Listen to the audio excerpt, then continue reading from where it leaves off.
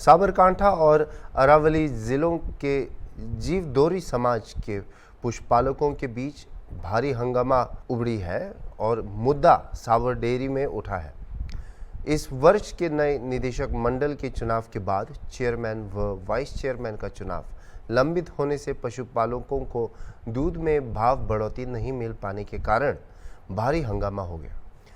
प्रारंभिक बैठक में पशुपालक नेताओं ने पिछले वर्ष की तुलना में दूध की कीमतों में 15% से 20% तक की वृद्धि का प्रस्ताव रखा है। अध्यक्ष व उपाध्यक्ष के चुनाव को अगली बार आयोजित करने का निर्णय भी लिया गया। साबर डेयरी के पूर्व चेयरमैन के साथ किए गए प्रेजेंटेशन के बाद उन्होंने चेयरमैन वाइस चेयरमैन का चुनाव खत्म होते ही पशुपालकों को पिछले वर्ष की तुलना में दूध की कीमत में अतिरिक्त बदलाव करने का आश्वासन दिया। इस साल 970 रुपये तक की पेशकश की गई है, जिसके परिणाम स्वरूप पूरे मामले पर खुशी है कि इस साल दूध की कीमत हर साल की तुलना में अधिक होगी। एक सामान्य टचुकड़ी वीडियो बनावेलो कि भाई 50 આપણે ચર્ચા કરી, પરંતુ અહીંયા હજારોની સંખ્યામાં પાલકો આવ્યા એટલે એમની વેદના ખૂબ દયનીય છે અને એ પરિસ્થિતિની અંદર નિર્ણય લેવો ખૂબ અગત્યનો હોય છે। માનનીય મુખ્યમંત્રી મંત્રીશ્રી જગદીશભાઈ વિશ્વકર્મા નરેન્દ્રભાઈ પટેલ સાહેબ બંને 7% અને એની સૂચના આપીને 7 થી 10% સુધીનો ભાવ વધારો આપ્યો છે, પણ 9 મહિનાનો જે ભાવ વધારો છે એ પશુપાલકોના ફાયદામાં નથી એવું પશુપાલકોનું કહેવું છે ને એવા ફોન પણ મારા પર આવ્યા છે। એ રીતે વાત કરીને અમે આગેવાનો 100 જણા 50 થી 100 જણા અહીંયા ભેગા થઈને એમાંથી 10 થી 15 જણા અંદર રજૂઆત કરવા જવાના હતા, પરંતુ અહીંયા બહુ મોટી સંખ્યામાં લોકો આવ્યા છે। પશુપાલકોની પરિસ્થિતિ દયનીય છે અને ત્યાં ચેરમેન સાહેબ અને એમડી સાથે વાત થયા બાદ એમણે કીધું કે તમે 15 જણા આવો, તમારી જેટલી પણ રજૂઆતો છે, જે પણ માગ છે